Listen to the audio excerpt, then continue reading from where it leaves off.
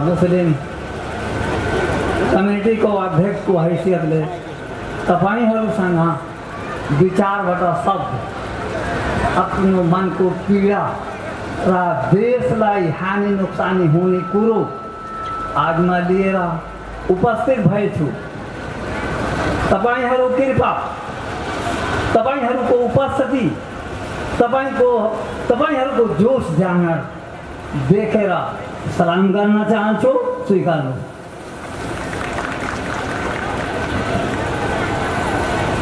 नगमाए बुलबुल तो सुना हंस कर, नगमाए बुलबुल तो सुना हंस कर, अब जिगर थाम कर बैठो मेरी पारी आई। अपनी आजादी से ये क्योंकि 5 नंबर प्रदेश का ये राजधानी स्थान है, राजधानी जगह है। बुटवल के वासियों से मेरी अनुरोध है, मेरी अपील है, मैं गुजारिश करता हूं कि राष्ट्रीय जनमुक्ति पार्टी का यह देश है, बहुजातियों का देश नहीं है, जिसको मेंबर ऑफ पार्लियामेंट बना करके बैठाए हो, जिसकी 2/3 कम्युनिटी पर बहुमत है, उसकी सरकार है, उसे क्यों सवाल नहीं करते हो? क्या राष्ट्रीय जनमुक्ति पार्टी राजधानी के अंदर सभा कर रही है अपने लिए, बहुजातियों के लिए? आज इस देश के वासियों को जागरूक होना चाहिए। जागरूकता के लिए आज हम तन मन धन की वर्दी लगा करके 5 नंबर प्रदेश की राजधानी के अंदर अपने देश के प्रति हम आज विरोध सभा करने जा रहे हैं, क्योंकि इस्लाम धर्म के अंदर है, इस्लाम धर्म के अंदर है अल हुब्बु मिसल ईमान।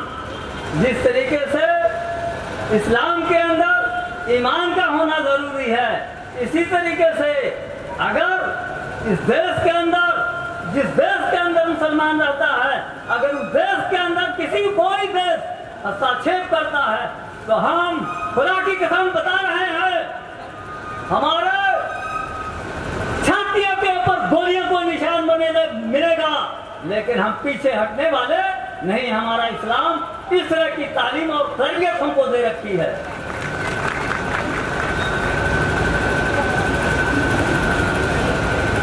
दुनिया को हकीकत ये बता क्यों नहीं देते? बुटवलवासी, आप लोग कान खोल करके सुन लो। इस देश के अंदर देश के प्रति राष्ट्रीयवाद का नारा लगाने वाला ये राष्ट्रीय जनमुक्ति पार्टी है। क्यों? खुला माइक लगा करके, मंच लगा करके इस देश के प्रति अपनी वफादारी का सबूत देता है। ये हमारी वफादारी है। तुम हिजड़े हो, नापुंसक हो, बहुमत की गवर्नमेंट लेकर के तुम क्या कर रहे हो? आज तक एक सवाल नहीं कर सके, शर्म नहीं आती है? दुनिया को हकीकत ये पता क्यों नहीं देते? दुनिया को हकीकत ये पता क्यों नहीं देते? अरे इस मुल्क में क्या हो रहा है दिखा क्यों नहीं देते? छुप छुप के वार करना, अरे छुप छुप के वार करना बुज़दिल का काम है। बुज़दिल को मतलब निकम्मा।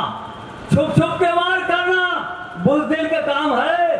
और सामने से लड़ तेरी औकात दिखा दूं, और सामने से लड़ तेरी औकात दिखा दूं। राष्ट्रीय जनमुक्ति पार्टी का ये चैलेंज है।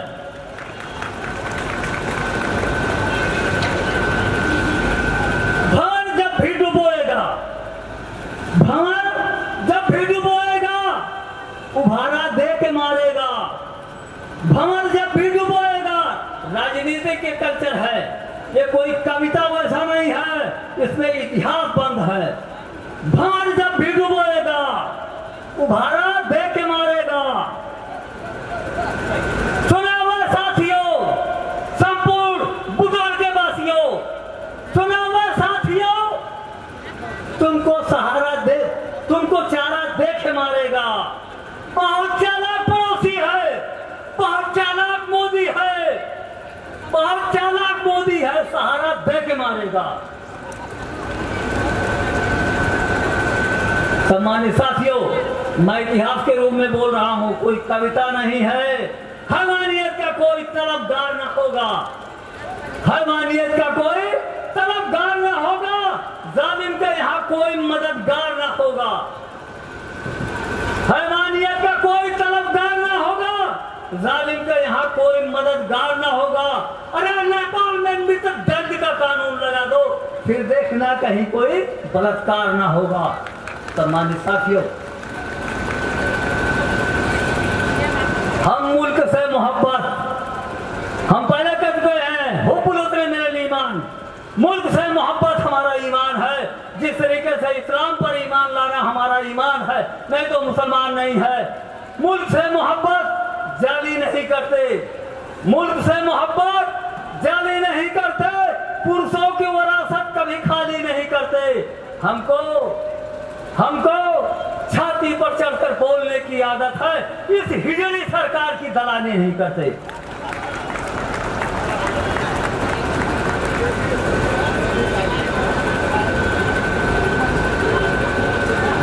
दमनकार के बारे में,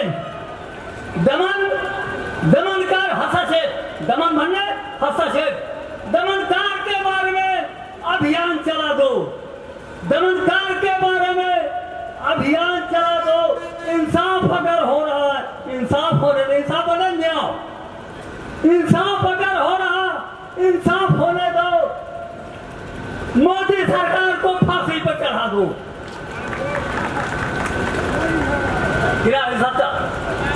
खुला हमारे देश के ऊपर आक्रमण हो रहा है, हम उसके लिए तन मन धन की बाजी लगाने के लिए तैयार, हम पीछे हटने वाले नहीं है, क्योंकि मुल्क से मोहब्बत करना हमारा फर्ज है। जिस तरीके से हमारी और चीजों की सुरक्षा करना हमारा फर्ज है, इस तरीके से मुल्क से मोहब्बत, मुल्क के हिफाजत, मुल्क के ऊपर अगर कोई आक्रमण होगा तो हम अपनी जान की बिना परवाह किए हुए हम बाजी लगाने के लिए तैयार हैं। आदरणीय सम्मानित साथियों, हम जो है 5 नंबर प्रदेश के राजधानी के अंदर जो विरोध कर रहे हैं, आप लोगों को जानकारी है। मैं उन लोगों से पूछता हूं, गृह मंत्री से पूछना चाहता हूं, गृह मंत्री से पूछना चाहता हूं, रक्षा मंत्री से पूछना चाहता हूं, ये जो हमारे यहाँ डंडा लेकर के घूम रहे हैं कौन? आप लोग देख रहे हैं कौन घूम रहा है? ये किसकी सुरक्षा कर रहे हैं? मुतवल के?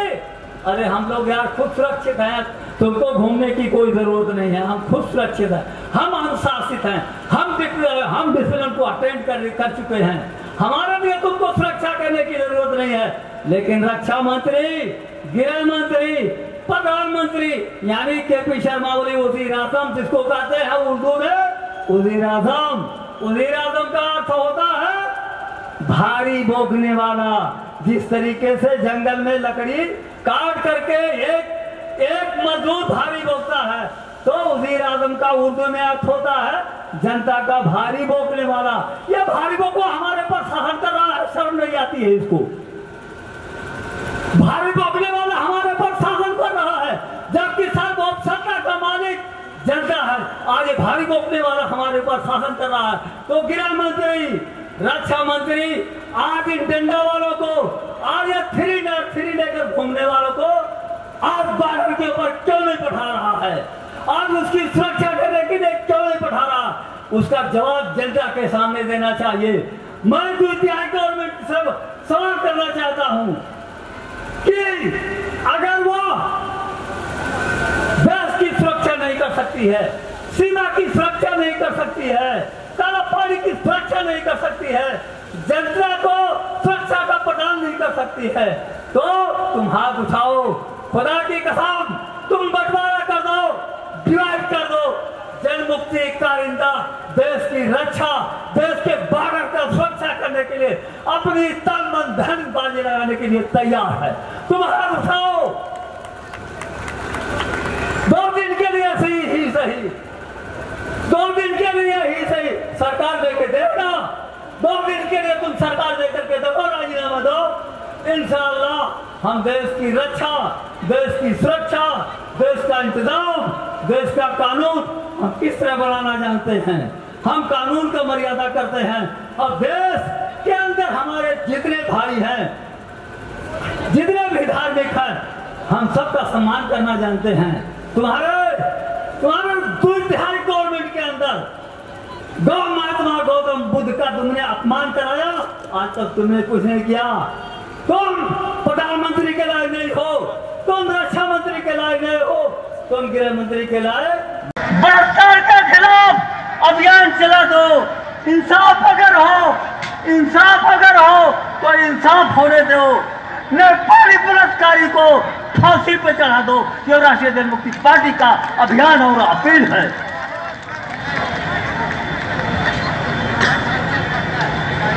आदरणीय जन समुदाय, आज नेपाल के अंदर जनप्रतिनिधि की गवर्नमेंट है, जनप्रतिनिधियों की सरकार है।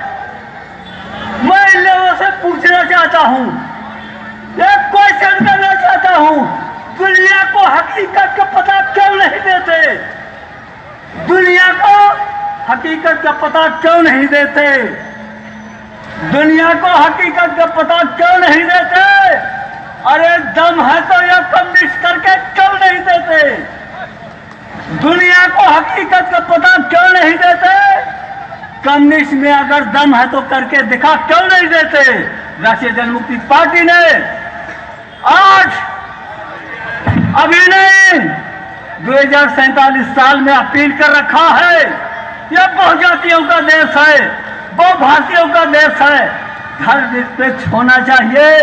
सम्मानित साथियों, इस देश का विकास करने के लिए जब तक राष्ट्रीय जनमुक्ति की हो रहा है, ये समझ रहा है जब इस देश के अंदर संहिता लागू हो जाएगा, प्रदेश गवर्नमेंट लागू हो जाएगी, प्रदेश शासन चलेगा, तो हमारी एक भी चलने वाली नहीं है।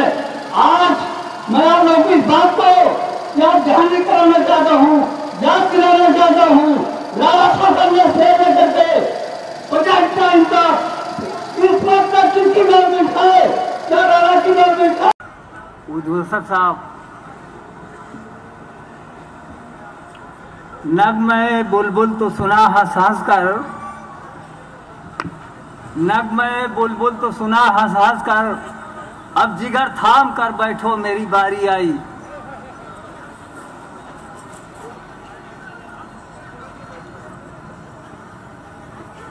आदरणीय इस सभा के मेहमान खसूसी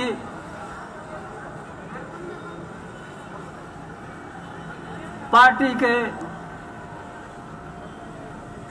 राष्ट्रीय सदर